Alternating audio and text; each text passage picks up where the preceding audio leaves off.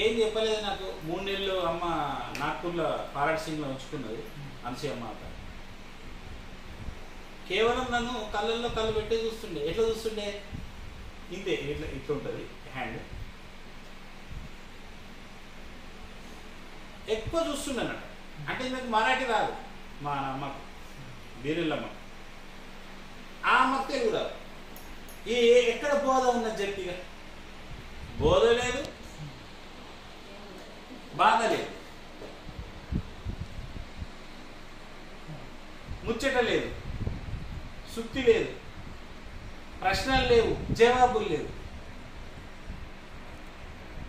పేర్లు చూస్తుండే, పేర్లు, తల్లో పేర్లు చూస్తుండేనట. శిష్యురాలకి గురువు. మరి ఏం చెప్తున్నామండి? ఏం చెప్పక ఒకటేలాగా ఇంకా చూస్తున్నాడు. చూపుల్లే ఉన్నది అమ్మది అంటుండే. మాకు చూపుల్లే ఉన్నదని అమ్మన్నది. బాబా ఏమన్నాడు? నా గురువును నేను చూశాను, నా గురువు నన్ను తల్లి తాబేలు వలె చూశాడు, నేను పిల్ల తాబేలు వలె నా గురువును మరవకుండా చూసేవాడిని. ఇలా ఒకరినొకరి ప్రేమ దయార్థ చూపులలో నేను జీవశక్తులు పొంది 12 ఏళ్ళు ఈ రకంగా శ్రద్ధతో, విశ్వాసంతో, శ్రద్ధ సబూరితో నేను నా గురువునే చూశాను. నా గురువు నన్ను తనంతటి వాణ్ణి చేశాడు అన్నాడు. నా గురువు నన్ను తనంతటి వాణ్ణి చేశాడు. నా ఉన్నతికి, కౌశల్యానికి నా గురువే కారణం సుమా, గురు కౌశల్యం పరమాద్భుతం సుమా అని బాబా అన్నాడు. అదే సేమ్ అనసూయ మాత లెక్క మన బీరెల్లమ్మ అనసూయ మాత సేమ్. చివరి దశలో నేను చూసి షాక్ అయినా. గింత ఉంటుంది గురు భావన ఇష్టాన్ని. Same to same. ఇక తీయరాదు, పెట్టరాదు, అదే శక్తి. ఎన్నేళ్ళు పట్టింది ఆ స్థితికి రావడానికి? ఒక జన్మలో ధరించడం అంటే చిన్న విషయం కాదు. సిద్ధావస్థలో ఆమె దేహం వదిలింది. 40 ఏళ్ళు ఓపిక ఉన్నది. 40 years అంకితం కదా సేవలనే ఆమె. మనం ఏమైంది? కైవల్యం. బాబాయ్ అదే చెప్పు. అంటే కదలక మెదలక, ఊగే మూగే, ఊరికే కూర్చోవాలి. ఎట్లా ఊరికే కూర్చోవాలి? గురువు యందు దృష్టి నాటుకొని కూర్చోవాలి. కానీ ఏమైపోతుంది వాళ్ళ సమాజం అంటే, ఈ బాబా సిద్ధాంతం ఒక్కటి తెలిస్తే చాలండి. ఏం అవసరం లేదు వాళ్ళకి. బోధ లేదు, జ్ఞానం లేదు, మంత్రం లేదు, తంత్రం లేదు, ఏం అవసరం లేదు. అవును, ఏం కావాలి?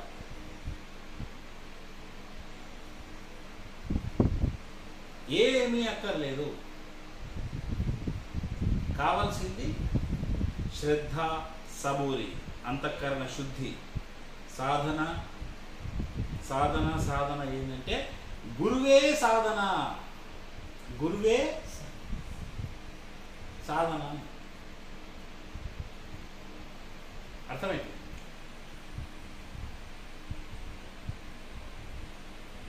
ఈ ఒక్క ఉపదేశం గుర్తుంచుకో అమ్మా, నువ్వు కడతేరుతావు. నువ్వు నన్ను గుర్తుంచుకొని నేను నిన్ను గుర్తుంచుకుంటావు. మరి ఎట్లా గుర్తుంచుకోవాలా? జీవితాంతం.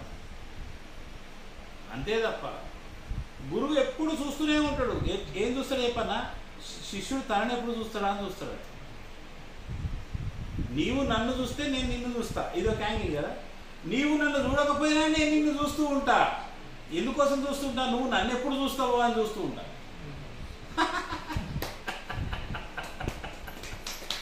అంతే కదా. ఇది ఆలోచించాల్సిన విషయం. ఇది ఒక్కటే అర్థమైతే అండి, అసలు శిష్యుడికి ఏ సాధనతో పని లేదు. బాబాకి సాధన ఏమని చెప్పిందే లేదు. ఎందుకు అంటే మామూలు సాధారణ మార్గాలలో మంత్రం ఉంటుంది, ఉపదేశం ఉంటుంది, ధ్యానం ఉంటుంది, యోగం ఉంటుంది, సాంఖ్యం ఉంటుంది, విచారణ ఉంటుంది, అన్నీ ఉంటాయి. శిష్యుడికే పెద్ద పని ఉంటుంది. కానీ బాబా లాంటి యోగిక్ వేలో ఏముండదు. మరి ఏముంటుంది అంటే నువ్వేం చేయకపోతేనే ధరిస్తావు.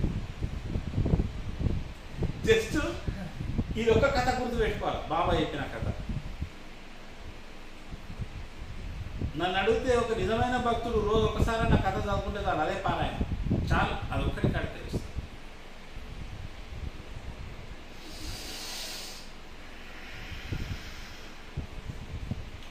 తల్లి తాబేలు పిల్ల తాబేలు, ఇది ఒకటి గుర్తుపెట్టుకోవాలి. శంక వద్దు, అనుమానం వద్దు. ఇవాళ ఏమైపోయింది ట్రెండ్ మీరు చూస్తారు, నాకంటే ఇక్కడ మీకే తెలుసు, ఎందుకంటే బాగా తిరిగిన ఫ్యాషన్తో మీకు కూడా సహవాసాలు ఉంటాయి.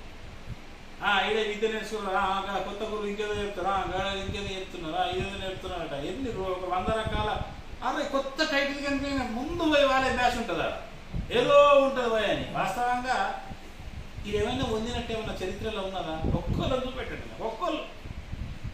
ఒకడు అన్నది పొందినా అన్నది రమ్మని అని చెప్తున్నా, ఎన్నో రోజులు ఆయన చెప్పబట్టి ఒక్కడు రా, నేను పొందిన 100 మంది గురువుల దగ్గరికి 100 మంది జ్ఞానం నేను నేర్చుకొని నేను ఈ రకంగా సాధించిన.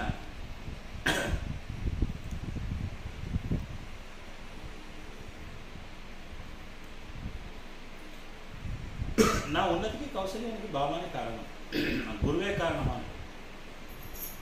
నా ఉన్నతికి కౌశల్యానికి గురువే కారణం.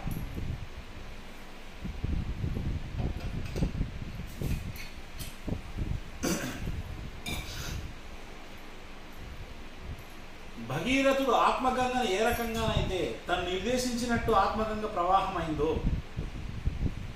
సద్గురువుల కృపా దృష్టి తన శిష్యుల వైపుకే ప్రయాణం చేస్తుంది. అతను శిష్యుడా ప్రయాణం చేస్తుంది, భక్తుడా ఆలోచిస్తుంది. ఎందుకు? రిసీవర్ ఉండదా? Receiver is very important. ఇందాక నేను చెప్పిన ఎండిపోయిన మొక్క, ఆల్రెడీ అందరూ అది మొత్తం ఎట్లాంటి ఎండిపోతే ఎట్లయితే మొత్తం పరికప్ప ఉండదు, ఒకటి పరికి ముళ్ళు కప్ప ఎండిపోయినట్టు తయారైన చెట్టు 2 విలువలు, మీరు పెట్టింది ఒకటి, ఇంకెవరో పెట్టింది. ఎండిపోయింది అనేది నేను కూడా ఎప్పుడు దృష్టి పెట్టలే. అందరినీ ఇది ఎండిపోయింది అని అంటే పర్వాలేదు, ఎండిపోయింది కదా. నేను అన్నా ఈ బిట్కి చిగురు వస్తుంది, స్టార్ట్ చేద్దాం. వారానికి ఒకసారో 3 రోజులకు ఒకసారో అక్కడ నీళ్ళు పోయడం, ఇట్లా నేను కూడా కొంచెం దృష్టి పెట్టడం నా దృష్టి అనేది ఉంది. ఇప్పుడు ఏమైంది? అనూహ్యంగా ఎండిపోయింది, మళ్ళీ జీవంకి వచ్చి మంచిగా విలువలు, అవి కూడా విలువ ముందే ఎక్కడ పడితే అక్కడ మొలదు కాయదు. ఎండిపోయింది, మళ్ళీ మీకు చిగురున్న స్టార్ట్ అయింది కదా, అందరు ప్రూఫ్ ఉంది కదా. అది ఇప్పుడు ఇంకా మీరు ప్రూవ్ అయితే ఇప్పుడు పరిశీలించవచ్చు. ఇప్పుడు స్టార్ట్ అయింది, ఏదో రెడీమేడ్ పచ్చగా అయిందని మన పేరు వేసుకున్నాం కాదు ముందు. ఇప్పటికి ఇంకా పై కొనలు ఎండిపోయే ఉంటాయి, ఇప్పుడు కిందికి వెళ్ళి స్టార్ట్ అయింది. ఇప్పుడు చిగురు 3-4 ఆకులు రావడం ఆశ్చర్యపోతుంది. చాలామంది ఒక 3 రోజుల ముందు ఈ బాబు కూడా అన్నాడు, స్కూటీ బాబు, గురువు గారు తీసేయాలి, నీకు ఎందుకు కొత్తది పెడదాం అన్నమాట. ఓపిక ఉండాలి కదా, ఆ చెట్టుకు లేని తొందర. చెట్టు ఏమో ఓపికగా ఉంటుంది, మనిషికి చూసే మనిషికి ఓపిక లేదు, తీసేద్దాం. ఇగో దీన్ని సహనం.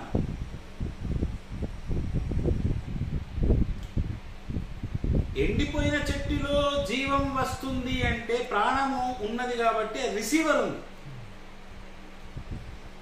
చెట్టులో ప్రాణం ఉన్నది అని జగదీష్ చంద్రబోస్ నిరూపించిండ, సైంటిస్ట్. మనిషిలో కూడా ఉంది కదా ప్రాణం. ఏ రకంగా ఎండిపోయిన చెట్టు మళ్ళీ జీవంకి వస్తుందో, ఒక యోగి పవర్ని తీసుకొని మనిషి కూడా ఎప్పుడు వస్తాడంటే అతను స్థిరంగా ఉన్నప్పుడు వస్తాడు. సాధన ఏం లేదు, అది ప్రసరింపజేసే గురువు ఉన్నాడంటే సప్పుడు దాకా చుప్చాప్ బయట, వెనక లేదు ముందు లేదు, అట్లా ఉండాలి అంతే. అది ఎప్పుడో ఒకసారి. కాకపోతే మనసు అన్న చపలం అవుతుంది, ఆ దేహం అన్న అటు ఇటు అవుతుంది.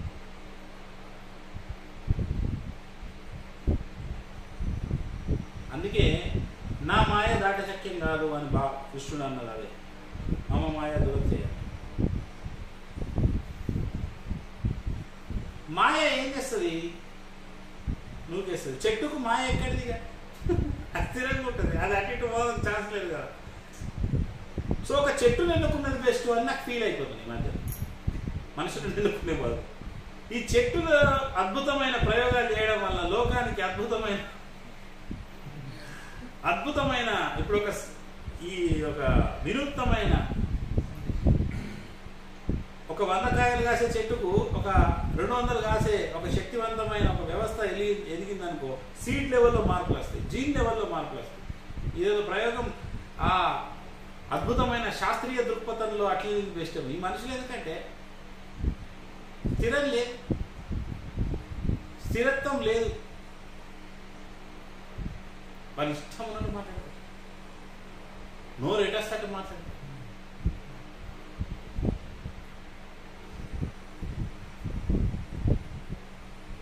ఎందుకు మాట్లాడతారు? వాళ్ళ యొక్క అహం, వాళ్ళ యొక్క అమాయకత్వం అనరాదు, అహం అనరాదు, తెలియతనం అనరాదు. లక్ష్యం లేదు, గమ్యం లేదు. లక్ష్యము గమ్యం ఉండాలి. ఎవరైనా ఆత్మయే లక్ష్యం ఉంటే, ఇప్పుడు నేను చెప్పిన బాబా సిద్ధాంతం పట్టుకోవాలి. అసలు ఎట్లుండాలంటే స్థిరంగా. కానీ వాస్తవంగా మంచి మంచి యోధులే స్థిరత్వాన్ని కోల్పోయి పారిపోయింది కాలంలో. అది మళ్ళీ అంత ఈజీ కాదు. బాబా పట్ల జరిగింది, మా బీరేల్ లక్ష్యమాత పట్ల జరిగింది. మంచి మంచి యోగులు కూడా ఓడిపోయింది సుట్టి దాంట్లో. ఇది అత్యంత సులువు. ఇక్కడ ఇండిపెండెంట్ అనేది పోతుంది, ఇండివిజువాలిటీ అనేది పోతుంది. మనిషి ఇండివిజువాలిటీ పోగొట్టుకోవడానికి ఎవడు ఇష్టపడడు.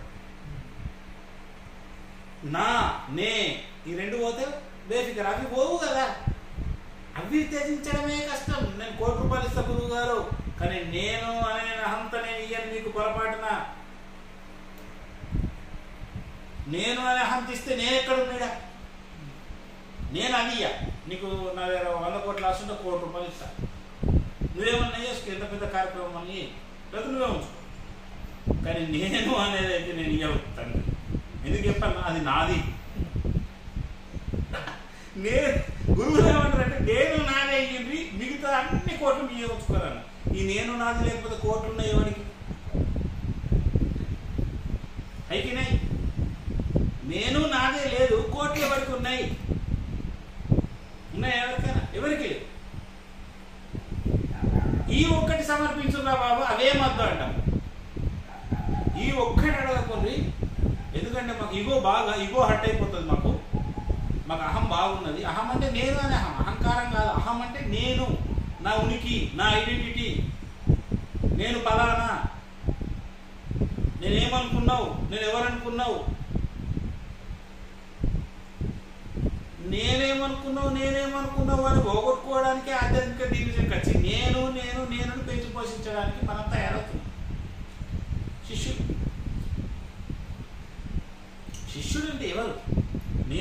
నేను పట్టుకున్నవాడు కాదు, నేను త్యాగం చేసేవాడు. బాబా నేను త్యాగం చేసిండు. శక్తి ఎవడికి? నేను లేనప్పుడు శక్తి కూడా పొందడం ఉండదు తెలుసా? తానే అదైపోతాడు కొన్ని రోజులలో. నా గురువు నాకు శక్తి ఇస్తున్నాడనే భావన కూడా ఉండదు. నా గురువు నాకు శక్తి ఇస్తున్నాడనే భావన కూడా ఉండదు.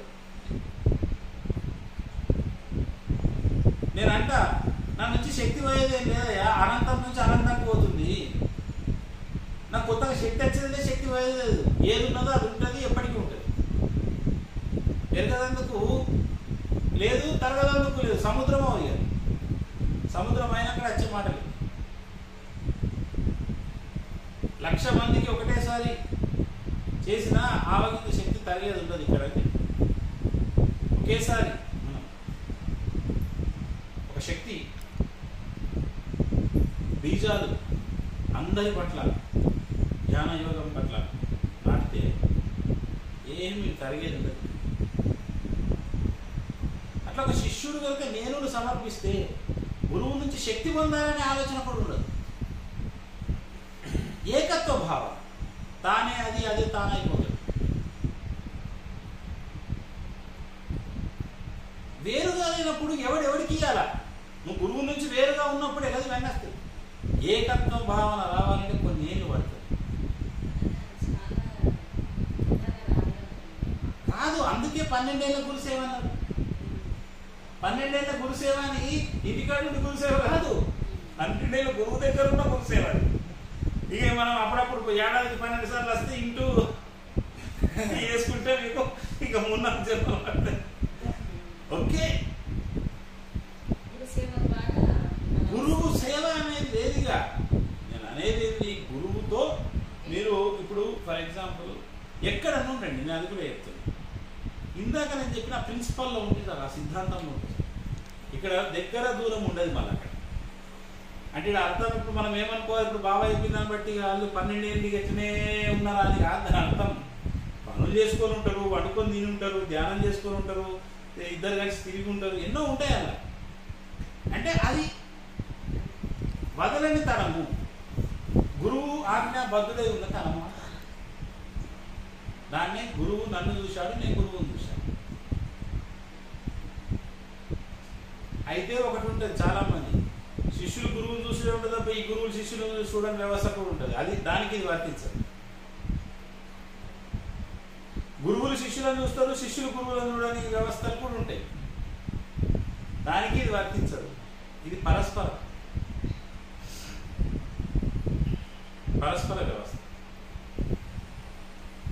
అయితే శిష్యుడు గురువు నుంచి నేను చూస్తున్నా కదా ఆయన నన్ను చూడాలని ఎక్స్పెక్ట్ చేయదు. ఎందుకు చెప్పాలి? ఆయన చూసేది ఈ చూపుతో కాకపోవచ్చు. చూపు అనేది ఏకచూపు, ఆత్మచూపుతో ఉంటుంది.